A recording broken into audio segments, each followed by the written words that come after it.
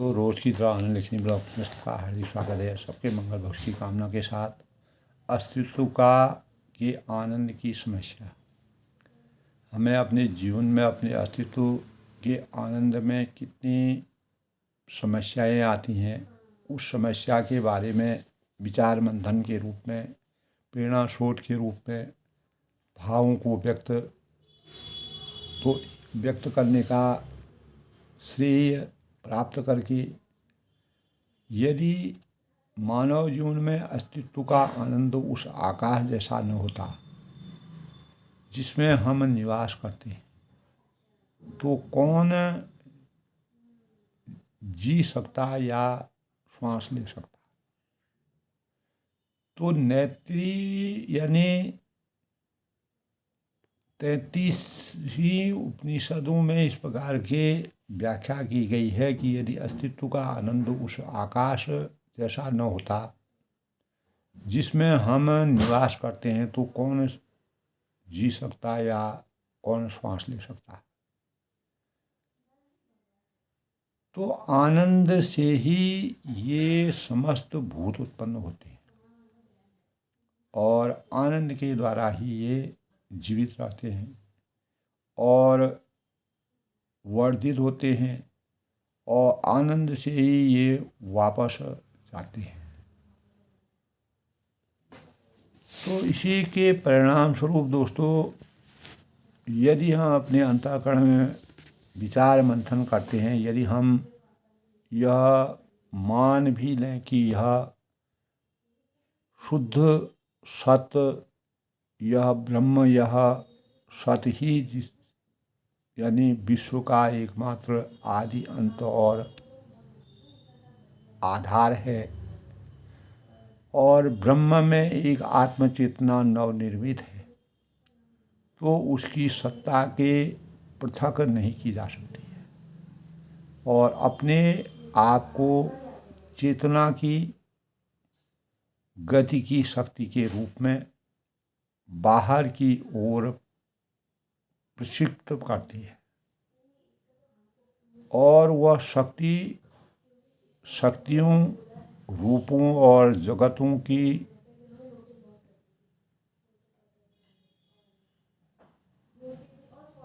सृष्टि है। तो वह भी हमें इस प्रश्न का उत्तर नहीं मिलता, तब भी हमें उस प्रश्न का उत्तर नहीं मिलता है कि ब्रह्म जो भी पूर्ण और निर्विशेष और अनंत है, तो जिसे कोई आसुता नहीं है, जिसे कोई कामना नहीं है और वह भला अपने अंदर रूपों के इन जगतों की सृष्टि करने के लिए चेतना की शक्ति का प्रशिक्षण क्यों करता है। तो कारण हमने इस समाधान का निराकरण करने के अगर हम अपने सामर्थ्य को जुटाते हैं, तो सृष्टि करने के लिए वह अपने ही शक्ति और स्वभाव से साध्य होता है।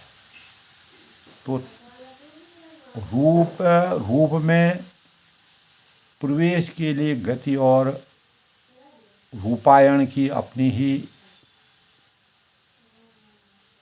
यानी क्षमता विवश हो जाती है। तो यह इस संसार में सत्य है कि दोस्तों, उसमें यह सशक्तता है, किंतु वह जो है वह इस यानी जो इस शक्यता के साथ के द्वारा सीमित यानी सीमित बद्ध या बाध्य नहीं है, तो वह स्वतंत्र है। अतः हम कह सकते हैं कि यदि उसे यह स्वतंत्रता है कि वह गतिमान हो या शाश्वत रूप में निश्चल रहे, तो रूपों के अंदर प्रसिद्ध हो या रूप की शक्यता को अपने अंदर ही धारण किए रहे, तो फिर भी वह अपनी गति और रूपायण की शक्ति का उपयोग करता है। तो इसका कारण एक ही हो सकता है, वह है आनंद। तो यह आदि अंतिम और शाश्वत सत्य जैसा ही वेदांतियों में देखा गया है। केवल सत्ता मात्र ही नहीं, न वह कोई ऐसी चिन्मय सत्ता ही है जिसकी चेतना कोई असंस्कृत शक्ति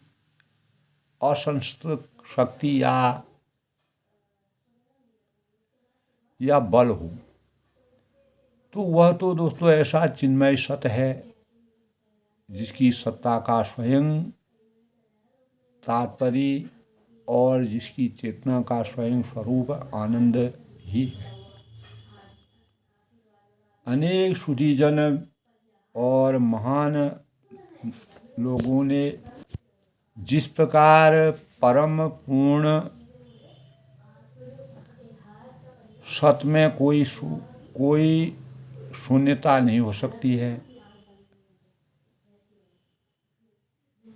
निश्चेतना की रात्रि नहीं हो सकती है, तो कोई न्यूनता अर्थात शक्ति की कोई अपर्याप्तता नहीं हो सकती है। क्योंकि यदि इनमें से कोई भी हो तो वह परम पूर्ण नहीं हो सकता। वैसे ही उसमें कोई कष्ट नहीं हो सकता। आनंद का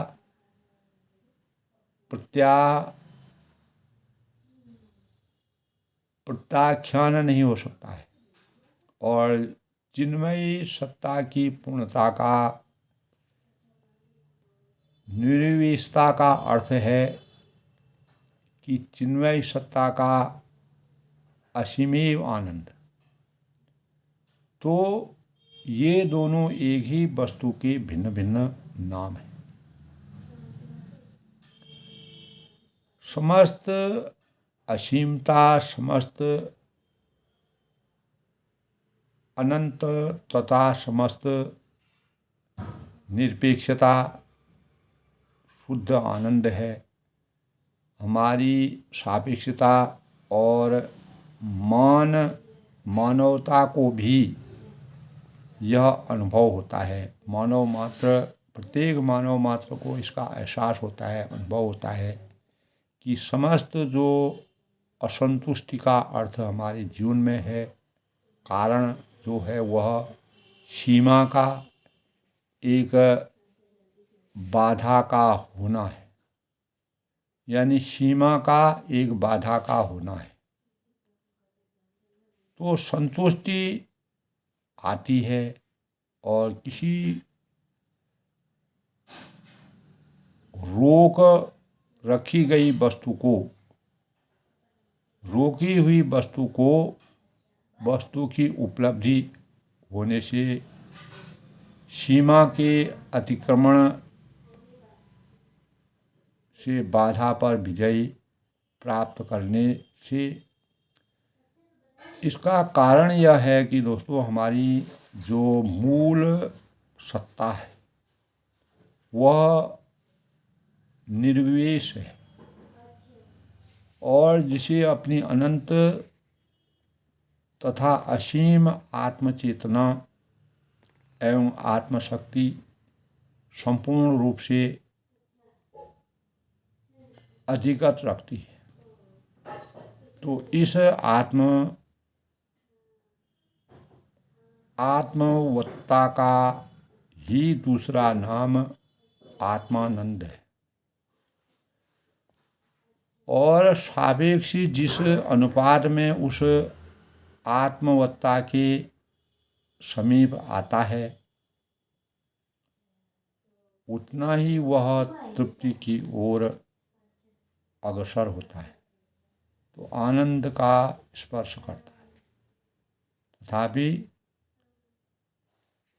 सूक्ष्म रूप में अगर विचार किया जाए तो ब्रह्म का आत्मानंद जो है, ब्रह्म का आत्मानंद केवल उसकी निर्विशेष आत्मसत्ता की निष्पन्द तथा निश्चल स्थिति से सीमित नहीं रहता। जैसे उसकी चेतना की शक्ति अपने आप को अनंत रूप से और अमित वैचित्र्य के साथ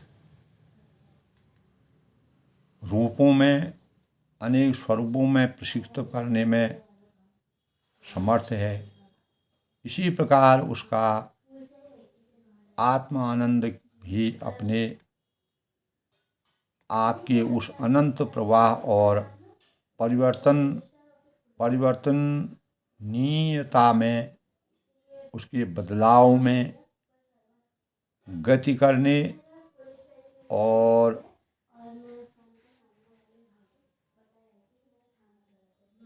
वैचित्र्य लाने और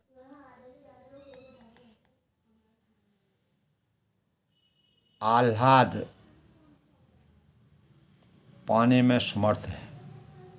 तो जिसके प्रतिरूप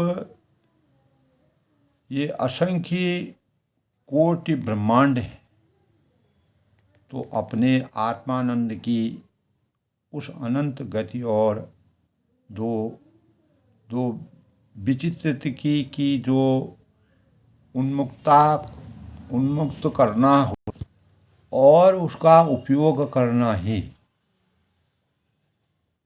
उसकी शक्ति की व्यापक अथवा संजक क्रीड़ा का उद्देश्य है। दूसरे शब्दों में दोस्तों, हम रूप के अंदर जो कुछ भी प्रसिद्ध हुआ है वह सत्य, चित्त और आनंद का त्रयी सच्चिदानंद है। तो जिसकी चेतना स्वभावतः सृष्टि, इस संसार की सृष्टि के निर्माता के रूप में या बल्कि आत्म अभिव्यक्तिकारी शक्ति है, जो अपनी आत्म सचेतन सत्ता के प्रपंच और रूप में अनंत वैचित्र्य लाने और उस वैचित्र्य के आनंद का अनंत रूप में भोग करने में समर्थ है। अतः यह परिणाम निकलता है, यह रहस्य निकलता है कि जितनी वस्तुओं का अस्तित्व है, सत्ता के उसी आनंद से नंदित है। जैसे हम सब वस्तुओं को एक ही अपरिवर्तनीय सत्ता के परिवर्तनीय रूप, एक ही अनंत शक्ति के साथ परिणाम पाते हैं, वैसे ही हम देखेंगे कि सारी वस्तुएं आत्मसत्ता के एक ही अपरिवर्तनशील और सर्वालिंग गणकारी आनंद की परिवर्तनशील आत्मा अभिव्यक्ति ही है। तो दोस्तों, जो कुछ भी है उसमें प्रत्येक के अंदर चित्त शक्ति निवास करती है और उस चित्त शक्ति के कारण ही उसका अस्तित्व है, और वह जो कुछ है उस चित्त शक्ति के कारण ही है। वैसे ही जो कुछ भी उसमें से प्रत्येक के अंदर सत्ता का आनंद निवास करता है, उस आनंद से उसका अस्तित्व है, और जो कुछ भी वह है उस आनंद के ही से ही है। तो इस संसार के, इस विश्व के, इस संसार महानाट्यशाला के उद्गम के, उद्भव के इस प्राचीन वैदांतिक मत का सामना मानव मानस में, मानव चिंतन में तत्काल दो प्रबल प्रतिभावों से होता है। दुख की भावमय और संवेदनात्मक चेतना और अशुभ की नैतिक समस्या। तो कारण जगत यदि सच्चिदानंद की अभिव्यक्ति है, केवल सत्य की नहीं, जो भी चित्त शक्ति है, क्योंकि उसे आसानी से स्वीकार किया जा सकता है, वरन उस सत्य की जो अनंत परमानंद भी है, जो दुख, संताप और कष्ट की विश्वव्यापी विद्यमानता की क्या व्याख्या हो सकती है। तो वस्तुतः दोस्तों, यह जगत हमें सत्ता के आनंद का जगत नहीं लगता है, बल्कि दुख का ही जगत दिखाई देता है। तो किंतु निश्चय ही जगत के प्रति वह सृष्टि अतिशयोक्तिपूर्ण है और संदर्शकी भूल है। यदि हम उसे तटस्थ होकर और केवल ठीक ठाक भावुकताहीन अगर मूल्यांकन के लिए ही देखें तो पाएंगे कि विपरीत आभासों और वैयक्तिक उदाहरणों के बावजूद भी जीवन के सुख का कुल योग जीवन के कष्ट के कुल योग से कहीं अधिक है, अगर सूक्ष्म रूप में विचार मंथन किया जाए। और हम देखेंगे कि जीवन का सक्रिय और या निष्क्रिय जो तल के ऊपर या तल के नीचे रहने वाला सुख प्रकृति की स्वाभाविक स्थिति है। तो कष्ट एक विपरीत घटना है जो उस स्वाभाविक स्थिति को कुछ समय के लिए स्थगित कर देती है, कुछ समय के लिए उसको रोक लेती है, तो यह उस पर आच्छादित हो जाती है। किंतु ठीक उसी कारण कष्ट की जो न्यूनतम राशि सुख की गुरुतर राशि की अपेक्षा हमें अधिक तीव्रता से प्रवाहित करती है और प्राय अधिक बड़ी बनकर छा जाती है। तो सुख स्वाभाविक है, ठीक उसी कारण हम उसे मूल्यवान नहीं समझते। हमें उसका ज्ञान तब होता है जब तक ज्ञान तब तक नहीं होता है जब तक हम तीव्र ही कर निज अपने आप में किसी अधिक तीक्ष्ण रूप में और सुख की तरंग की भांति हर्ष या उल्लास के शिखर रूप में नहीं जान सकते हैं। तो हम इन्हीं चीज़ों को आनंद का नाम देते हैं और इन्हीं की खोज में रहते हैं और जीवन को सामान्य संतुष्ट जो घटना और विशेष कारण या विषय रूप से स्वतंत्र रहकर सदा विद्यमान रहती है। तो उसका बोध हमें कुछ ऐसी तटस्थ वस्तु के रूप में होता है, न सुख है न कष्ट है, तो वह विद्यमान तो है ही। यह एक महान व्यावहारिक तथ्य है, क्योंकि इसके बिना आत्मसंरक्षण की विश्वव्यापी और प्रबल सहज प्रवृत्ति नहीं आती है, किंतु हमें इसकी खोज नहीं करनी होती है। अतः हम उसे अपने भावुक और संवेदनात्मक लाभ हानि के हिसाब से नहीं गिनते हैं, उसकी समीक्षा हम लाभ हानि के स्वरूप में नहीं करते हैं। तो इस हिसाब से, इस रहस्य से, इस मंतव्य से हम एक ओर तो केवल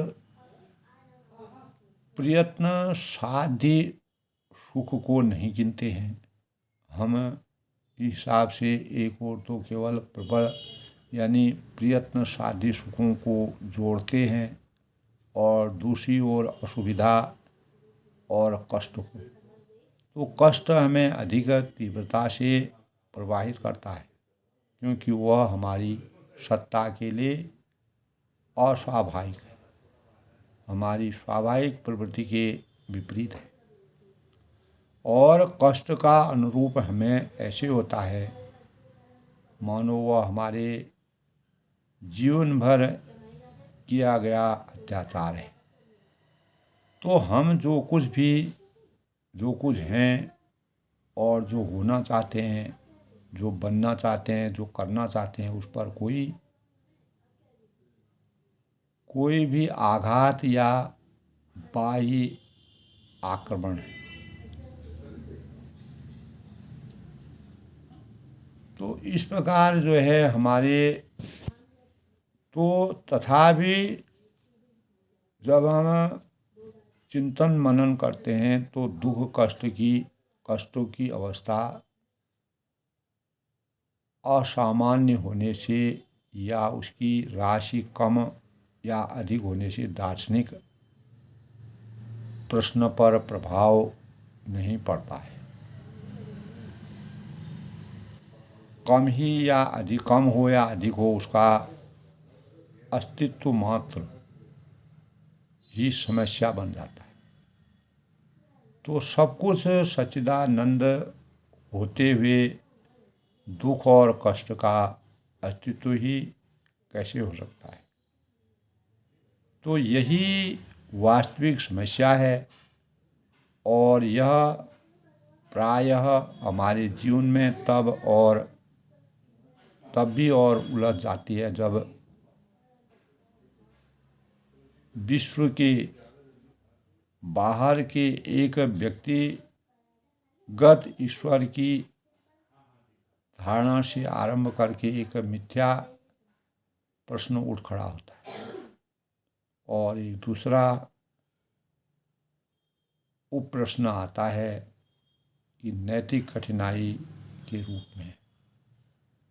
तो यह युक्ति की जा सकती है कि सच्चिदानंद ईश्वर हैं, एक चिन्मय पुरुष जो सत्ता के निर्माता हैं, और फिर ईश्वर के हाथों ऐसे जगत का निर्माण कैसे हो पाया जिसमें उन्होंने अपने यानी सृष्ट प्राणियों पर, इस सृष्टि में प्राणियों पर दुख ला दिया।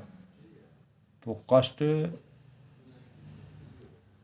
कष्ट को अनुमति दे दी, बुराई को प्रवेश करने दिया और ईश्वर के सर्वशिव होते हुए कष्ट और बुराई की रचना किसने की? तो यदि हम कहें कि कष्ट एक जांच और अग्नि परीक्षा है, तो यह भी नैतिक समस्या का समाधान नहीं कर पाते। तो हम एक अनैतिक और ईश्वर के स्वरूप, ईश्वर पर विश्वास करते हैं जो शायद एक उत्कृष्ट विश्वकर्मा, एक चतुर मनोवैज्ञानिक तो हैं, किंतु शुभ और प्रेम का ईश्वर नहीं जिनकी पूजा की जा सके।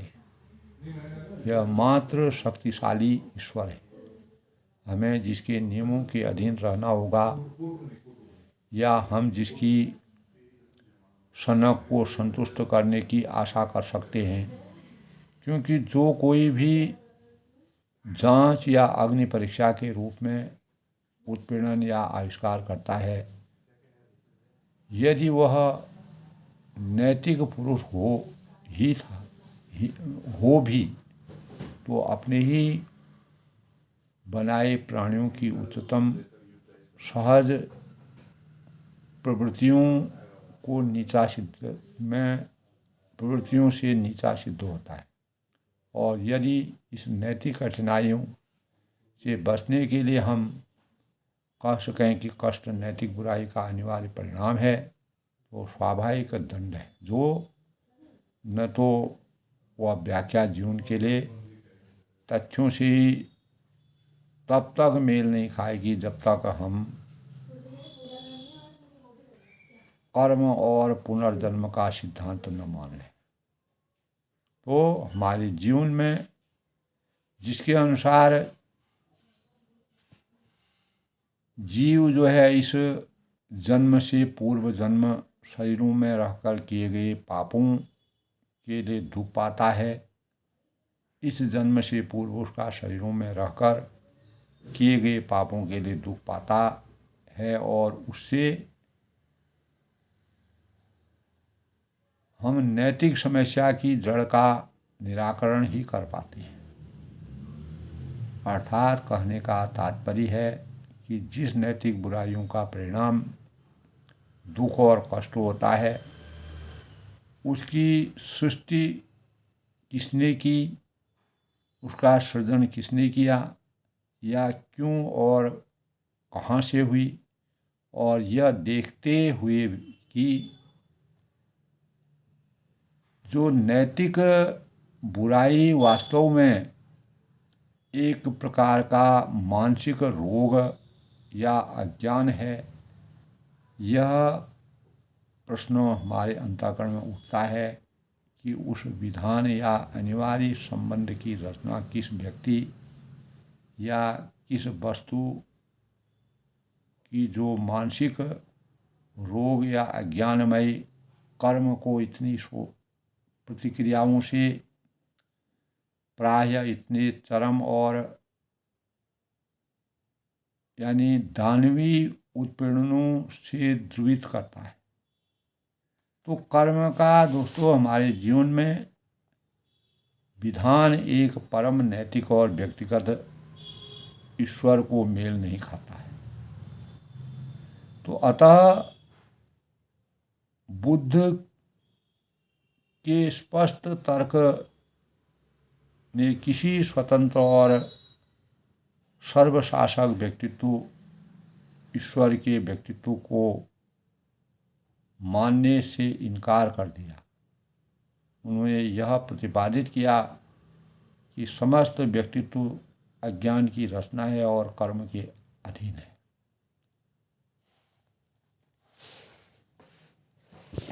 तो अंततोगत्वा दोस्तों मानव सत्ता में जो जड़ तत्व के प्रकाशहीन कवच में से उद्यत होते हैं, मनोमय पुरुष में अग्नि तत्व का आनंद तटस्थ अर्थ प्रसन्न अब भी अचेतन की छाया में है। यह शायद ऐसी समृद्ध भूमि से अधिक दुख यानी अधिक कुछ नहीं है। तो जिसे कामना ने विषैले यानी घास पात और लगभग वैसे ही विषैले फूलों की पत्ती उपज से हमारे अहमात्मक जीवन के दुखों और सुखों से ढका रखा है। तो हमारे अंदर दोस्तों गुप्त रूप से क्रिया करती हुई विश्व यानी दिव्य चित्त शक्ति जब कामना की इन उपजों को निगल चुकेगी, जो हमारे अंतःकरण में उपस्थित हैं, पैदा होती हैं, तो ऋग्वेद के रूपक में जब ईश्वर की अग्नि पृथ्वी के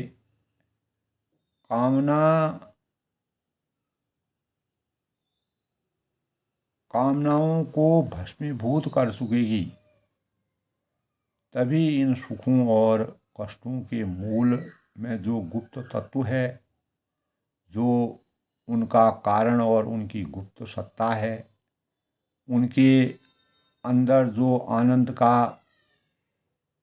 रग है, रस है, वह नए रूपों में उद्भव होगा। तो कामना के रूपों में नहीं, अपितु स्वयंभू संतुष्टि के रूपों में और इसके परिणाम स्वरूप मर्त्य सुख के स्थान पर अमरत्व का आनंद समा जाएगा, आएगा, उसकी अनुभूति होगी। और यह रूपांतरण संभव भी है, क्योंकि संवेदन और भावावेग की ये उपजें जो हैं, जैसे सुख वैसे ही कष्ट भी, दोनों में समानता रहना अपनी मूलभूत सत्ता और व्यक्तित्व का एक आनंद ही है, जिसे वे खोजते तो हैं, किंतु प्रकट करने में विफल होते हैं, सफल नहीं हो पाते। विफलता का कारण है विभाजन, आत्मज्ञान और अहंभाव। तो इसी के हमारे जीवन में अस्तित्व का जो वास्तविक आनंद है, वह एक समस्या बन जाती है। इसीलिए यदि अस्तित्व का आनंद उस आकाश जैसा न होता जिसमें हम निवास करते हैं, तो कौन जी सकता, कौन श्वास ले सकता, किसी का कोई अस्तित्व नहीं होता। तो आनंद से ही ये समस्त भूत उत्पन्न होते हैं, आनंद के द्वारा ही ये जीवित रहते हैं और वर्धित होते हैं, बढ़ते हैं और आनंद से ही वापस जाते हैं। तो इस प्रकार दोस्तों, आज के प्रेरणादायक विषय में अस्तित्व का आनंद हमारे लिए कैसे समस्या बनती है, इन भावों को अगर हम अपने अंतःकरण में विचार मंथन करें तो हमें वास्तविक और साक्षात मानव जीवन की वास्तविकता का पता चलता है और हम आनंद के व्यक्तित्व में आनंद की समस्याओं का समाधान अगर हम विचार मंथन करने में अपनी सामर्थ्य को हासिल कर सकते हैं। और इसके बाद दोस्तों, अस्तित्व के आनंद का रहस्य क्या है, उसके बारे में भी मैं अपने ब्लॉग के माध्यम से सबको बताऊंगा। कि इसी के बाद दोस्तों अगला विषय होगा मेरा कि अस्तित्व का आनंद और उसका समाधान कैसे करेंगे। समस्या जो है उसका हम कैसे समाधान करेंगे, वो अगले अंक में। तब तक मैं सबके मंगल भोज की कामना करता हूँ। और इसी प्रकार हम अपने अंतः चेतना को कैसे उजागर कर सकते हैं, कैसे मनन चिंतन कर सकते हैं, उसके बारे में हमें अपने ग्रंथों में जो चीज़ हमको प्राप्त होती है उसी के अनुसार हमें विचार मंथन करके अपने जीवन को चरितार्थ बनने में, यानी जो भावी पीढ़ी है उनको अस्तित्व के आनंद के रहस्य को समझना, कैसे हमारी समस्याएं आती हैं और उन समस्याओं के बारे में जो मैंने आज विचार मंथन किया, अगले अंक में मैं उनके समाधान के बारे में बताऊंगा। तब तक ये सबका अभिनंदन, सबका स्वागत।